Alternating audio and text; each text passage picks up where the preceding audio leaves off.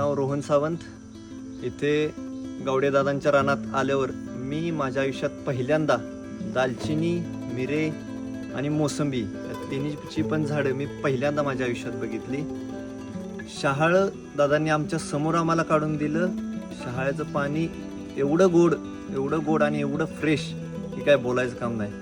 आणि वरनं आम्हाला त्यातली मलई पण त्यांनी काढून दिली, ती पण फुल फ्रेश. एक नाश्ता झाल्यासारखं एका शहाळ्यात आमचं काम झालेलं आहे. आणि इथं आल्यापासून ही सगळी हिरवळ बघून आणि एवढी शांती बघून दिवसभर नाही आयुष्य इथं घालवं असं वाटते. एवढं चांगलं वातावरण आहे इथलं आणि एवढा चांगला एक्सपिरियन्स आहे.